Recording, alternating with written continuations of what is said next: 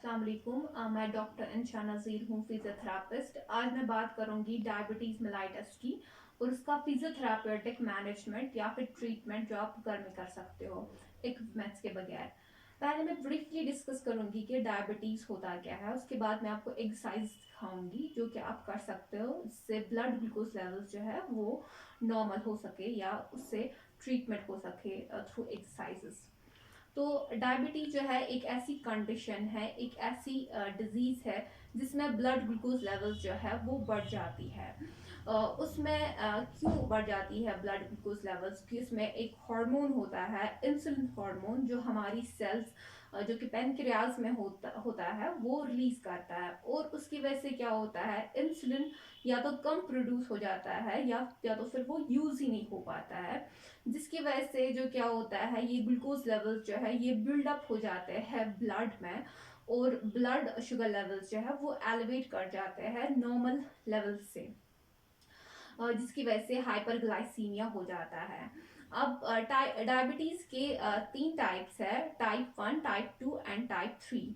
Type 1 diabetes को हम insulin dependent diabetes mellitus भी कहते हैं। इसको ये जुवेनाइल्स में होता है, यंग अडल्ट्स में होता है, 4 to 14 ईयर्स में।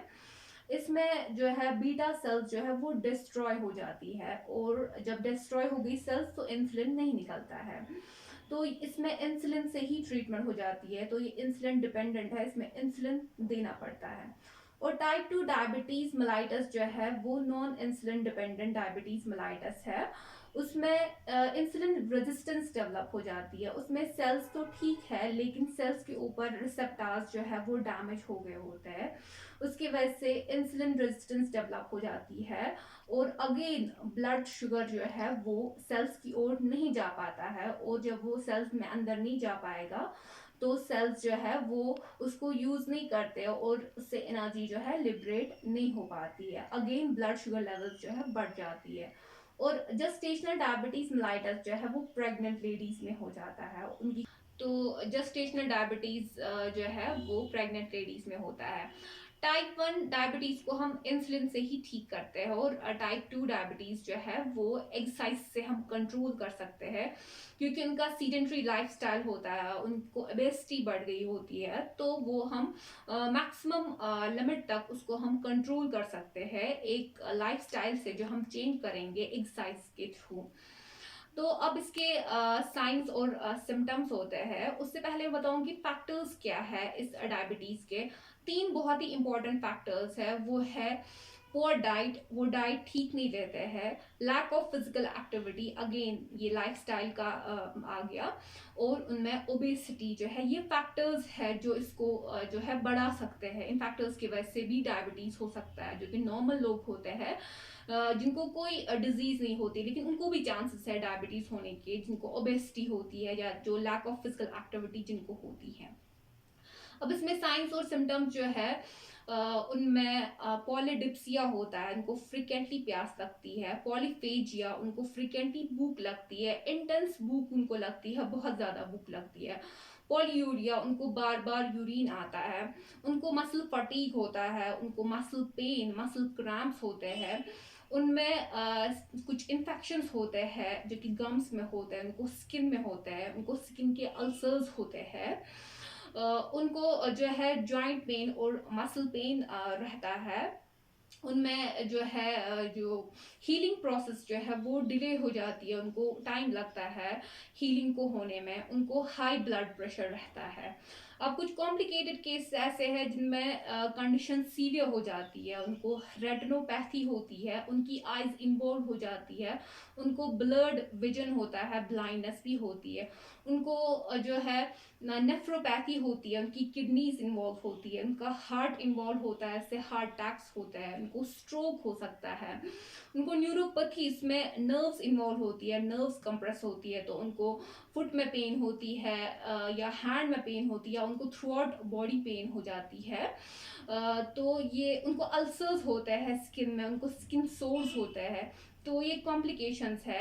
कॉम्प्लिकेट केस एक है, इसमें फ्रोजन शोल्डर भी होता है, क्योंकि शोल्डर जॉइंट जो है सबसे ज्यादा मोबाइल जॉइंट बॉडी में है, सबसे ज्यादा हाई डिग्री ऑफ फ्रीडम इसमें है, ग्लूकोज इजीली स्नीक करता है हमारे शोल्डर में, जिससे फ्रिक्शन होती है, इन्फ्लेमेटरी प्रोसेस स्टार्ट हो जाता है और उनको फ्रोजन शोल्डर हो जाता है। उनमें डायबिटिक फुट होता है, उसमें नेक्रोसिस होती है, इनकी सेल्स की सेल डेथ हो जाती है और उनको एम्पुटेशन करनी पड़ती है, उनको एम्पुटेट करना पड़ता है बॉडी से फुट को, जो बहुत ही ज़्यादा सीवियर केस है इसका डायबिटीज़ का। तो ये हो गए हैं साइंस और सिम्टम्स। अब फिजियोथेरापिस्ट या फिजियो कैसे ट्रीट करेगा एक डायबिटिक पेशेंट को, वो असेसमेंट करेगा, प्रॉपर असेसमेंट करेगा एक पेशेंट को। वो फोकस करेगा उसकी स्ट्रेंथ पे, फ्लेक्सिबिलिटी पे, वो एंड्योरेंस पे फोकस करेगा, बैलेंस एंड कोऑर्डिनेशन पे, वो गेट पे फोकस करेगा, उसका वॉकिंग पैटर्न क्या है उस पर फोकस करेगा। तो वो ऐसी एक्सरसाइजेस डिवाइस करेगा जिससे उसकी स्ट्रेंथ जो है वो बढ़ जाए। वो ऐसी एक्सरसाइज बताएगा जिससे एनर्जी लेवल्स बढ़ जाए, तो उसका एंड्योरेंस पे एक्ट करेगा, उसको दिखाएगा कि उसको चलना कैसे है, जिसका गेट इफेक्ट हो जाता है, या इसका बैलेंस एंड कोऑर्डिनेशन इफेक्ट होगा, उसमें बैलेंस एंड कोऑर्डिनेशन की एक्सरसाइज दिखाएगा, ऐसे स्ट्रेच बताएगा, उससे उसकी फ्लेक्सिबिलिटी जो है वो बढ़ जाएगी। अब एक्सरसाइज से कैसे जो है ब्लड ग्लूकोज लेवल्स कंट्रोल होते हैं, बिकॉज जैसे ही वो एक्सरसाइज करता है उसकी मसल्स जो है वो एब्जॉर्ब करते हैं ग्लूकोज को, और वही ग्लूकोज वो यूज करता है फंक्शंस को कैरी करने में, वो मसल्स, इस तरह से ब्लड ग्लूकोज लेवल्स जो है वो कम हो जाती है। तो अब मैं आपको दिखाऊंगी कि एक्सरसाइज आपको क्या करनी है और कैसे आप मैनेज कर सकते हो डायबिटीज को। So let's go. तो एक्सरसाइज जो है हम बताते हैं जो घर में वो कर सकता है, इसमें वो सिंपल वॉक भी कर सकते हैं या ब्रिस्क वॉक भी कर सकते हैं। जिसे ओल्ड एज लोग होते हैं जो ज़्यादा इंटेंस एक्सरसाइज नहीं कर पाते हैं, तो वो सिंपल वॉक कर सकते हैं। इसमें क्या देखना है, हमें हाई इंटेंसिटी और मॉडरेट इंटेंसिटी और लो इंटेंसिटी पेस भी करना है। लाइक अगर वो 10 सेकेंड्स के लिए हाई इंटेंसिटी करेंगे, उसके बाद उनको स्लो करना है, उसके बाद अगेन स्टार्ट करना है। इस तरह से जो है उनका जो एक सेट बन जाएगा, एक फ्लो बन जाएगा उनका एक्सरसाइज का। तो वो अब कुछ एक्सरसाइज करेंगे जो फ्लेक्सिबिलिटी पे टारगेट करेगा, उनकी मसल्स पे टारगेट करेगा। उससे इसमें लंग्स आते हैं ऐसे, ऐसे ही लेफ्ट लेग में भी। तो फिर ये सेट्स में करते हैं, पहले अगर एक दो स्टार्ट करेंगे, उसके बाद जो है वो स्लोली स्लोली बढ़ाएंगे अपने नंबर्स को और अपने सेट्स को बढ़ाएंगे। Okay, let me show you from sideways.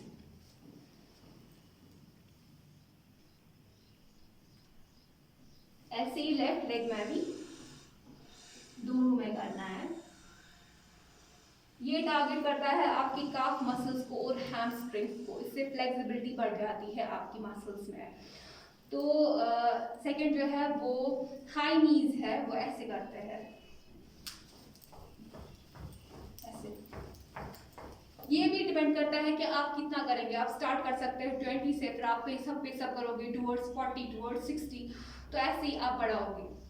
फिर थर्ड है बैक किक्स, आप कर सकते हो ऐसे। ये भी आप स्टार्ट कर सकते हो 20 से या 10 से, फिर सेट्स में करोगे 1 2 3 सेट्स में। बीच में आपको रेस्ट भी लेना है कुछ सेकेंड्स के लिए, जब तक आप होल्ड भी कर सकते हो, या जब आप स्ट्रेच करते हो तब भी आपको होल्ड करना है कुछ सेकेंड्स के लिए। उसके बाद एक और एक्सरसाइज में दिखाऊंगी, इसमें आर्म्स इन्वॉल्वमेंट हो जाती है, वो ऐसे करते हैं ऐसे ही। फिर लेफ्ट साइड से भी ये अब जिनका शोल्डर इन्वॉल्व हो गया होता है, जिनको फ्रोजन शोल्डर है, उसके लिए तो एक अलग सेट ऑफ एक्सरसाइज है। तब मैं ब्रीफली बताऊंगी वो क्या कर सकते हैं। उनको जो है फोकस करना है 3 फंक्शंस पे। एक तो आता है फ्लेक्शन, अबडक्शन और एक्सटेंशन, ऐसे। अब जिनको थोड़ी वीकनेस आ गई होती है, जिनका रेंज जो है पूरा नहीं जाता है, तो वो एक नॉर्मल लिम से, फॉर एग्जांपल मेरी राइट उसकी या पेशेंट की राइट आर्म जो है वो नॉर्मल है, वो उससे उसको पकड़ेगा और इसको बोलते हैं सेल्फ असिस्टेड, क्योंकि यहाँ पे मैं असिस्ट कर रही हूँ राइट आर्म से, तो वो असिस्ट करेगा, तो उसको ऊपर करेगा और नीचे करेगा। इससे जो है सारी मसल्स जो है उसकी एक्टिवेशन में आ जाएगी। तो वो ये एक्सरसाइज करेगा और वो कुछ पेंडुला एक्सरसाइज भी करेगा, ऐसे बेंड करके वो ऐसे ऐसे इसको मूव करेगा, तो इसको पेंडुला एक्सरसाइज कहते हैं। तो ये फ्रोजन शोल्डर में करते हैं। There are numerous exercises which you can do. इसमें हम कोर्स भी कर सकते हैं जो हाई इंटेंसिटी, इसमें स्ट्रेंथ टारगेट करते हैं, इसमें प्लैंक्स कर सकते हैं, उसमें क्रंच कर सकते हैं, उसमें जो है पुलअप्स कर सकते हैं। ये अपने आप पे डिपेंड है। जैसे आर्म्स वाली कुछ एक्सरसाइज है, उसमें आर्म पुशअप भी कर सकते हैं ऐसे।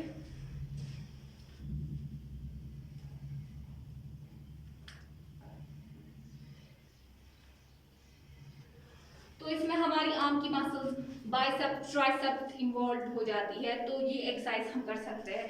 या हम रोटेटर्स पे फोकस कर सकते हैं, हम रोटेटर एक्सरसाइज कर सकते हैं ऐसे। इसमें हमारी एब्डोमिनल मसल्स भी है वो इन्वॉल्व हो जाती है। अब कुछ बंदों का जो है बैलेंस का मसला हो जाता है, तो वो बैलेंस बोर्ड पे कुछ एक्सरसाइज कर सकते हैं। जिनके पास बैलेंस बोर्ड होगा वो एक ऐसे इलेक्ट्रिकल बोर्ड होता है, इस पर वो बैलेंस करते हैं अपनी बॉडी को। अब जिनके पास बैलेंस बोर्ड नहीं होगा तो वो बैलेंस और कोऑर्डिनेशन की एक्सरसाइज घर में ही कर सकते हैं।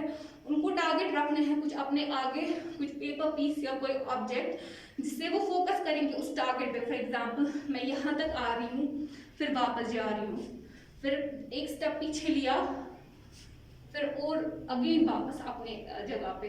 तो ये बैलेंस ऐसे ही साइडवेज में, फिर अपनी जगह वापस, तो फिर वापस अपनी जगह पे, तो ऐसे वो रिपीट करेंगे। तो रेपिटेटिव फंक्शंस वो करेंगे। अब कुछ बंदों को फोकस करना होता है उनकी गेट पे, जो चलने का पैटर्न होता है उनका ठीक नहीं होता है, वो खुद भी मॉनिटर कर सकते हैं। वो अपने आप के एक मिरर रखेंगे अपने दीवार के साथ और वो चलेंगे, वो देखेंगे उनको लिम्पिंग मत हो रही है, उनको वो ठीक से चल पाते हैं, उनका बैलेंस ठीक है, तो सिंपली वो चलेंगे ऐसे, अपना मिरर सामने रखेंगे। या किसी एक बंदे को बोलेंगे क्या मैं ठीक से चल रहा हूँ, तो वो मॉनिटर करेगा उनका चलना ठीक से जा रहा है कि नहीं। कुछ के घर में होता है स्टैटिक साइकिल होता है, तो उस पर वो पैडल कर सकते हैं, उसमें क्वाड्स मसल्स जो है वो इन्वॉल्व हो जाती है और बाकी लेग मसल्स भी वो इन्वॉल्व होती है, तो वो स्टैटिक साइकिल है वो भी कर सकते हैं। या कुछ के घर में होता है ट्रेडमिल, तो वो ट्रेडमिल पे जॉगिंग कर सकते हैं, वॉक कर सकते हैं। एक्टिविटीज तो बहुत सारी है, but the thing is that you have to do them. You can even go for the mountaineering, you can go for the swimming, आप जो है माउंटेन क्लाइंब कर सकते हो, आप बाकी एक्टिविटीज कर सकते हो। You can play sports, cricket, football और एनी अदर एक्टिविटीज। तो सारी एक्टिविटीज जो है, कोई भी एक्टिविटी आप कर सकते हो, इससे आप अपनी बॉडी को फिट रख सकते हो। एक्सरसाइज तो बहुत सारी है, but the thing is you have to do, you can manage it with the exercises, can manage it with the activities. जब आप एक्टिव रहोगे उससे आपका जो है स्ट्रेस लेवल भी कम हो जाएगी और आपका मूड भी जो है वो एलिवेट हो जाएगा। So this way you can control your diabetes. Thank you.